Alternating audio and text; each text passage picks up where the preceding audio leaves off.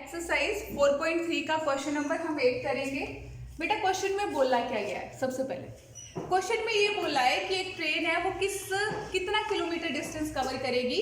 360 kilometre distance उसने cover करना है। ठीक है, स्पीड निकालनी है उस ट्रेन की। बोला जब वो यूनिफॉर्म स्पीड से चल रही थी तो उसने 360 किलोमीटर कवर कर लिया। अब जब उस स्पीड को हमने 5 किलोमीटर बढ़ा दिया, जब हमने उस स्पीड को क्या बढ़ा दिया, 5 किलोमीटर बढ़ा दिया, तो उसकी स्पीड 1 घंटा क्या होगी? कम होगी। उसकी स्पीड 1 घंटा क्या होगी? कम होगी हमारे से। ठीक है, तो बेटा हमें स्पीड का फॉर्मूला पता होना चाहिए। स्पीड का फॉर्मूला क्या है? Distance upon time. या चाल का फॉर्मूला क्या है? दूरी बटे समय। ठीक है, मेरे को चाल माननी है x और दूरी क्या है? 360। दूरी क्या है? 360 और समय हम निकाल लेंगे। ठीक है बेटा, समय हम निकाल लेंगे। तो क्या बोलता है, हमें स्पीड का फॉर्मूला पता है। स्पीड के डिस्टेंस अपॉन टाइम, या इंग्लिश में हिंदी में चाल क्या है? दूरी बटे समय। और तो मैंने टाइम निकालना है। तो मान लो जब मेरी डिस्टेंस 360 किलोमीटर था और मेरी जो स्पीड थी वो x किलोमीटर पर आवर थी, तो उसने टाइम कितना लिया? 360 बटे x। और जब मेरी चाल 5 किलोमीटर पर आवर बढ़ गई, 5 किलोमीटर बढ़ गई ना मेरी चाल, तो क्या हो गया? 360 बटे x प्लस 5 प्लस 1 क्या होगी? प्लस 1। क्लियर है? अब इसको हम इस तरफ को ले आए तो क्या बन गया? 360 बटे x माइनस 360 बटे x प्लस 5। वो किसके बराबर है? 1। किसके बराबर है? 1 के। बस इसको सॉल्व करेंगे, आंसर आ जाएगा। ठीक है, पर करेंगे किस तरीके से? इसको करने का तरीका क्या है हमारे पास?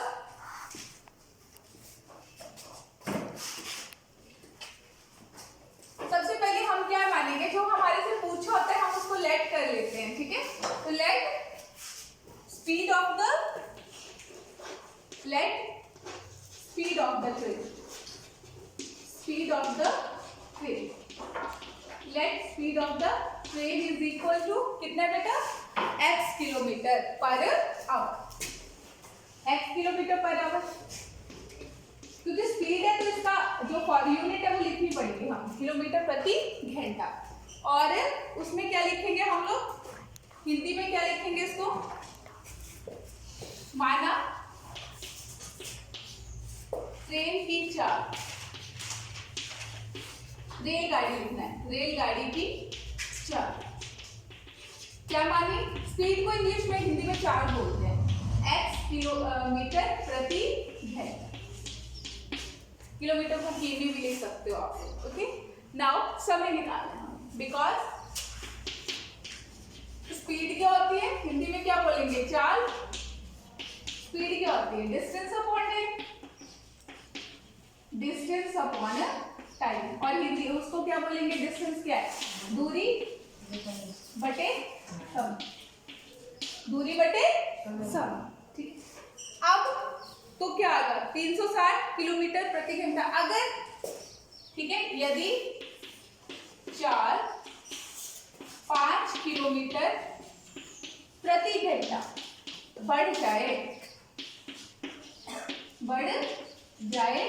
ठीक है, बढ़ जाए तो चाल बराबर है x प्लस 5 किलोमीटर प्रति घंटा। ठीक है, तो चाल हो जाएगी। अब इससे पहले एक लाइन लिखना है, मैंने नेक्स्ट लाइन लिखी, इससे पहले एक लाइन आएगी कि therefore, इसलिए ठीक है, समय हिंदी वाले लिखेंगे टाइम, इंग्लिश वाले इज इक्वल टू क्या होगा? अब समय निकालना है। समय इधर चला गया और स्पीड नीचे आ गई, बटे की इस तरफ को आया ना, तो वो नीचे आ गई। दूरी क्या है मेरे पास? 360 और समय वो कितना है? स्पीड कितनी है? x, तो 360 बटे x आ गया समय। जब मैंने 360 किलोमीटर कवर करना है कितने स्पीड में? x, तो मेरा आ गया 360 बटे x। क्लियर है बेटा? उसके बाद क्या आता है हमारे पास? 360 बटे x। उसके बाद है हमारे पास बेटा समय के बाद क्या चीज है हमारे पास? नेक्स्ट समय। अब ये निकल गया। अब इसके लिए यदि चाल, अब इसके बाद ये लाइन लिखी जाएगी, यदि चाल। हिंदी इंग्लिश में क्या लिखेंगे? Speed increases 5 kilometre per hour by if speed increase 5 kilometre per hour then speed क्या होगी, 5 किलोमीटर बढ़ गया बेटा, बढ़ गया तो प्लस आएगा हमेशा, x plus 5 kilometre per our. Clear है, x plus 5 kilometre per our. Clear है। अब तो क्या हो गया, देयरफॉर टाइम समय क्या होगा बेटा, 360 बटे x है ना, तो x की जगह क्या रहेगा, x प्लस 5। समय तो आवर में ही होता है। अब अकॉर्डिंग टू क्वेश्चन और हिंदी में प्रश्न अनुसार क्या होगा बेटा, मैंने बताया आपको 360 समय कितना लगा, तब इतना लगा, और जब समय 5 किलोमीटर बढ़ गया तो वो कितने घंटे कम हो गया, 1 घंटा कम लेस हो गया, तो इक्वल्स टू 1। अब इसको इस तरफ को ले आओ तो क्या हो जाएगा, 360 बटे एक्स माइनस 360 बटे एक्स प्लस 5 बराबर है 1। ठीक है, ये था। तो जितना समय इसके लिए लगा उससे कितना कम लगा, 1 घंटा कम लगा।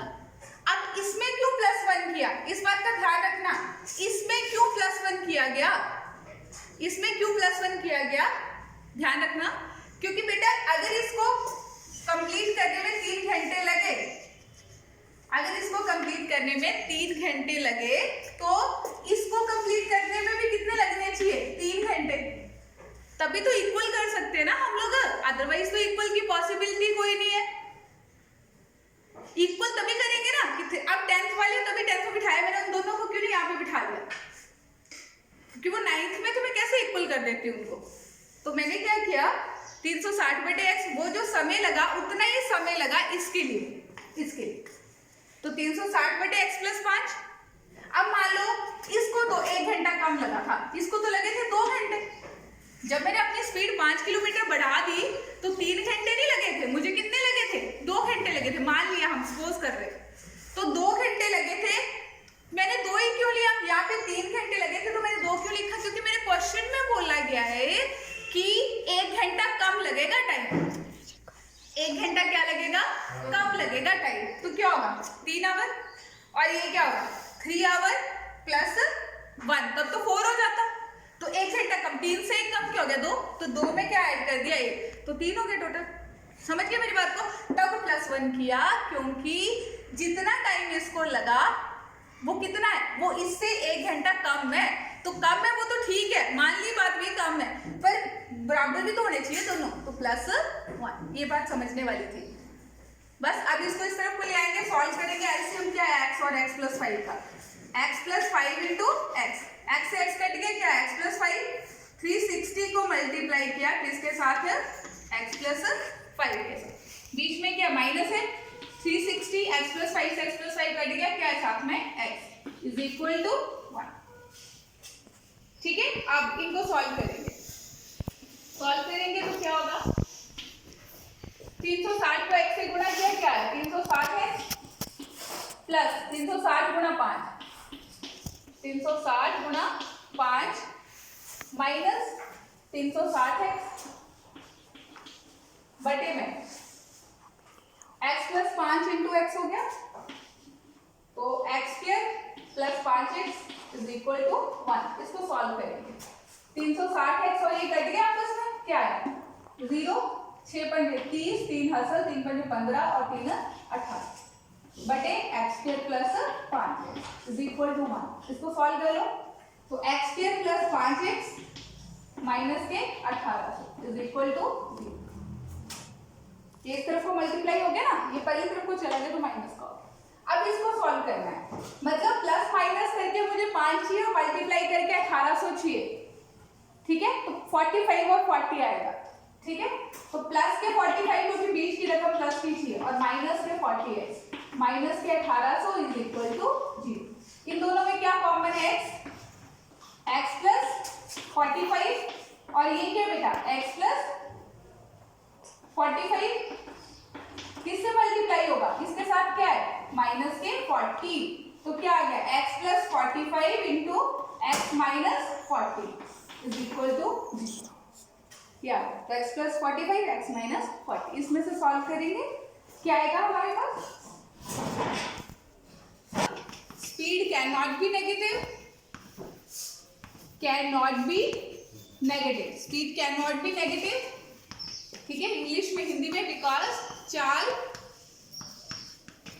ऋणात्मक नहीं हो सकती, नहीं हो सकती, ऋणात्मक नहीं हो सकती है, ठीक है। Therefore x is equal to 40, ठीक है। तो स्पीड x क्या है मेरा, स्पीड, तो therefore speed of the train, हमारा आंसर आ गया।